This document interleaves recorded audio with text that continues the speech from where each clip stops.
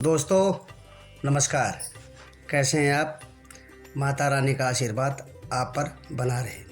आपको मेरा कोटि कोटि सादर प्रणाम। मित्रों, मैं आपको बहुत ही सुंदर कथा सुनाने जा रहा हूँ। सारे तीर्थों में एक है नैमिषारण्य की भूमि, नीमसार का मंदिर। धरती पर एक ऐसा लोक है जिसके बिना अधूरी है चार धाम यात्रा, जहाँ ऋषि मुनियों ने एक स्थान पर रहकर तप किया था। कलयुग का दूसरा चरण चल रहा है। हर जगह कलयुग का प्रभाव देखने को मिलता है, लेकिन धरती पर खासकर भारत में एक ऐसी जगह है जहाँ अभी तक कलयुग का प्रभाव नहीं पहुँचा है। आज हम आपको ऐसी जगह के बारे में बताने जा रहे हैं जिसका इतिहास बहुत ही प्राचीन है। यह एक ऐसा तीर्थ स्थान है जहाँ के दर्शन के बिना आपकी चार धाम यात्रा भी अधूरी मानी जाती है। इसलिए पावन भूमि को महान तीर्थ बताया गया है। इसे तीर्थों में तीर्थ कहा गया है। नैमिषारण्य नीमसार हिंदू पौराणिक कथाओं से जुड़ी एक भूमि है जो इसे भगवान ब्रह्मा, भगवान विष्णु, देवी सती और भगवान शिव से जोड़ती है। नैमिषारण्य को नीमसार और नैमिष के नाम से भी जाना जाता है। पौराणिक कथाओं के मुताबिक नैमिषारण्य में महर्षि दधीचि ने देवताओं की मदद करने के लिए अपने जीवन का बलिदान कर दिया था, जिससे उनकी हड्डियों से ताकतवर हथियार बन सके। जब भगवान शंकर ने यज्ञ विध्वंस कराया, सती के पार्थिव शरीर को कंधे पर लटकाकर उनके वियोग में इधर उधर भटकने लगे, जिससे संहार से सृष्टि रुक गई। तब भगवान विष्णु ने क्रोधित होकर सुदर्शन चक्र से माँ सती के 108 टुकड़े कर दिए और जहाँ जहाँ उनके शरीर का खंड गिरा वह सिद्ध पीठ हो गया। नैमिषारण्य में एक मंदिर है। देवी भागवत के मुताबिक जब भगवान विष्णु ने माता सती के अधजले शरीर पर चक्र चलाया तो माता का दिल इसी स्थान पर गिरा था। कलयुग के प्रभाव से बचने के लिए 88,000 ऋषि मुनियों ने एक स्थान पर रहकर तप किया था। यह स्थान उन्हें स्वयं ब्रह्मा जी ने उपलब्ध कराया था। मान्यता है कि इस स्थान पर सभी तीर्थों का वास रहता है, इसलिए इस स्थान की यात्रा के बिना आपके तीर्थ अधूरे रहते हैं। हिंदुओं के लिए नैमिषारण्य को सभी तीर्थ स्थानों में सबसे पहला और सबसे पवित्र होने का पुरस्कार भी प्राप्त है। इसका वर्णन वेद पुराण से लेकर हर हिंदू धर्म ग्रंथ में मिलता है।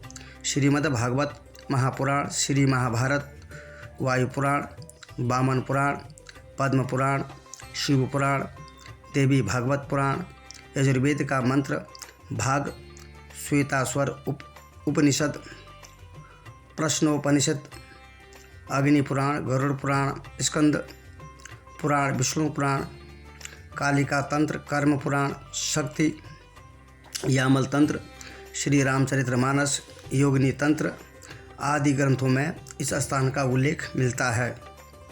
यह वही स्थान है जहाँ महापुराणों की रचना हुई है। महाभारत काल में युधिष्ठिर और अर्जुन भी आए थे यहाँ। इतना ही नहीं, प्राचीन काल में 88,000 ऋषि मुनियों ने इस स्थान पर कठोर तपस्या की थी, इसलिए इसे तपोभूमि भी कहा जाता है। नैमिषारण्य का प्राचीनतम उल्लेख वाल्मीकि रामायण के युद्धकांड में भी होता है।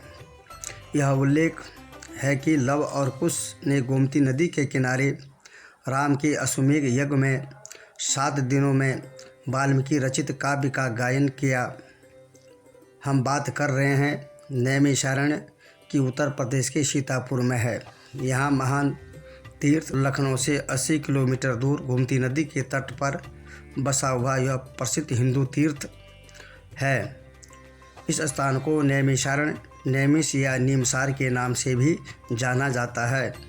नैमिष यानी निमिष किंवा निमेष तथा अरण्य यानी अरण्य अर्थात वन क्षेत्र परमात्मा तत्व का क्षेत्र कहा जाता है कि ब्रह्मा जी ने खुद भी इस स्थान को ध्यान योग के लिए सबसे उत्तम बताया था।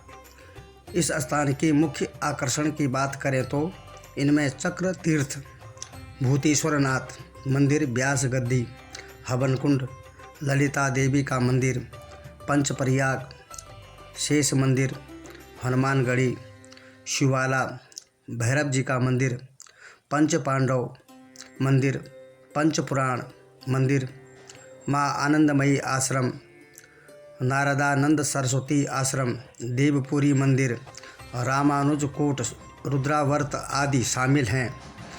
नैमिषारण्य स्टेशन से लगभग 1 मील दूर चक्र तीर्थ सरोवर है। यह एक बड़ा गोलाकार जलाशय है।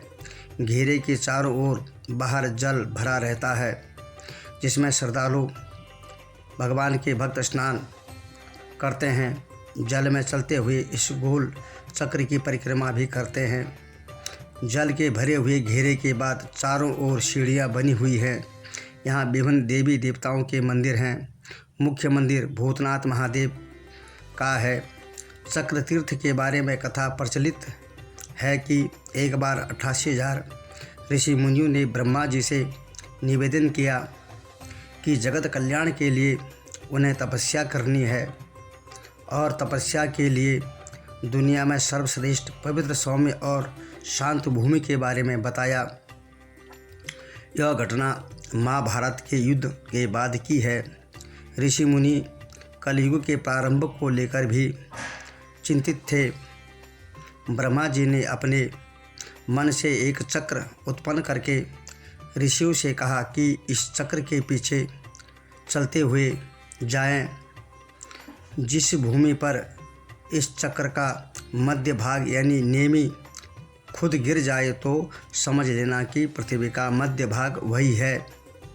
ब्रह्मा जी ने यह भी कहा कि वह स्थान कलयुग के प्रभाव से मुक्त रहेगा। कहा जाता है कि इस स्थान पर चक्र का नेमी गिरा था, जिस वजह से इसका नाम नैमिषारण्य पड़ा और यह जगह चक्र तीर्थ कहलाई। यह भी कहा जाता है कि नैमिषारण्य वो स्थान है जहाँ पर ऋषि दधीचि ने लोक कल्याण के लिए अपने दुश्मन देवराज इंद्र को अपनी अस्थियां दान की थी। ऐसी मान्यता है कि इस परम पवित्र भूमि के दर्शन बिना सभी तीर्थ अधूरे रहते हैं। 84 कोस की परिक्रमा नैमिषारण्य की परिक्रमा भी की जाती है। यह 84 कोस की परिक्रमा है। परिक्रमा हर साल फाल्गुन मास की अमावस्या के बाद की प्रतिपदा तिथि से शुरू होकर पूर्णिमा तक चलती है। यहाँ पंचप्रयाग नाम से एक पक्का सरोवर है। सरोवर के किनारे अक्षयवट नामक वृक्ष है। नैमिषारण्य में व्यास शुक्रदेव का मंदिर है। मंदिर के बाहर व्यास जी की गद्दी है। यहाँ दशाश्वमेध टीला पर एक मंदिर में श्री कृष्ण और 5 पांडवों की मूर्तियाँ स्थापित हैं। यहीं पर चारों धाम मंदिर भी हैं। महर्षि गोपाल दास जी के द्वारा स्थापित जगन्नाथ धाम, बद्रीनाथ धाम, द्वारिकाधीश धाम और रामेश्वरम धाम के मंदिर भी हैं। नैमिषारण्य के सतयुग या कृतयुग के जाना जाता है, जो सबसे प्राचीन युग है। यह एक पवित्र स्थल है और हिंदू पौराणिक कथाओं में माना जाता है कि चक्र तीर्थ का निर्माण ब्रह्मा के हृदय से निकली चक्र से हुआ था। इस झरने में स्नान करने से भी पापों से मुक्ति मिल जाती है। व्यास गद्दी एक वैदिक विद्वान है। व्यास ने पुराणों की रचना की और वेदों को 4 भागों में विभाजित किया और अपना ज्ञान जैमिनी, अंगिरा, पैल, सुखदेव वैशंपायन और शुद्ध को दिया। व्यास ने भी वेदों की रचना की और उन्हें 4 भागों में विभाजित किया। श्री ललिता देवी मंदिर शिव की पत्नी सती ने आत्महत्या कर ली, जिसके बाद शिव उनके शरीर को मंदिर के मैदान में ले गए। यात्रा के दौरान उनका शरीर 108 टुकड़ों में विभाजित हो गया। हृदय नैमिषारण्य में गिरा, जहां आज यह ललिता देवी के नाम से जाना जाता है, जो भारत के शक्तिपीठों में से एक है। दधीची कुंड देवताओं के शासक इंद्रदेव ने ऋषि दधीची से अपील की कि वे अपनी हड्डियां दे दें ताकि वह राक्षस वृत्त असुर को मार सकें और दुनिया को बचा सकें।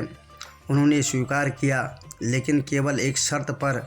वह क्षेत्र की सभी पवित्र नदियां और स्थलों का दौरा करने के बाद ही ऐसा करेंगे।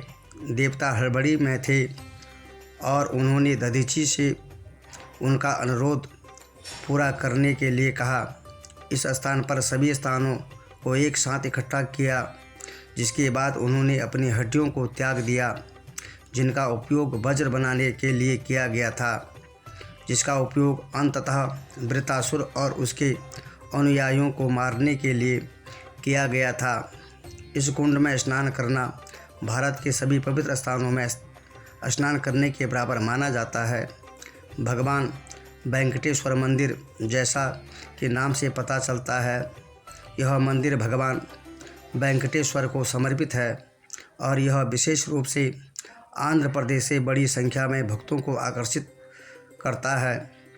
उन तीर्थ यात्रियों को समायोजित करने के लिए जो मंदिर के मैदान में रात भर रुकना चुनते हैं, मंदिर ने अपने मैदान के अंदर आवास प्रदान किया है। इसलिए आप खराब मौसम और गर्मी की चिंता किए बिना अपनी यात्रा का आनंद ले सकते हैं। हालांकि दिसंबर के महीने से फरवरी के मध्य तक सर्दियों के मौसम के कारण तापमान में भारी गिरावट देखी जाती है, इसलिए आप इस शहर की यात्रा करने के बारे में सोच सकते हैं, लेकिन अपने साथ भारी ऊनी कपड़े ले जाना न भूलें। सूत गद्दी। इस स्थान पर वेद व्यास के विशेष शिष्य ऋषि सूत ने 88,000 ऋषियों को भाषण दिया था। हनुमान गद्दी और पांडव किला दुनिया के 2 सबसे शक्तिशाली योद्धा हैं।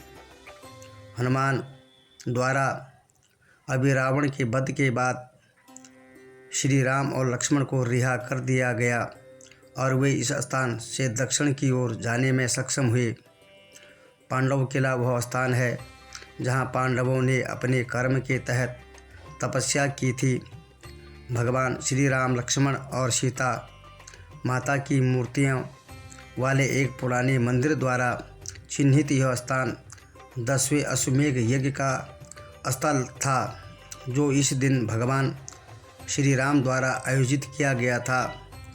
स्वयंभू, मनु और शतरूपा। यह वह स्थान है जहाँ स्वयंभू, मनु और शतरूपा ने भगवान नैमिषारण्य नारायण के जन्म का आशीर्वाद पाने के लिए 23,000 वर्षों तक तपस्या की थी। जय श्री कृष्णा।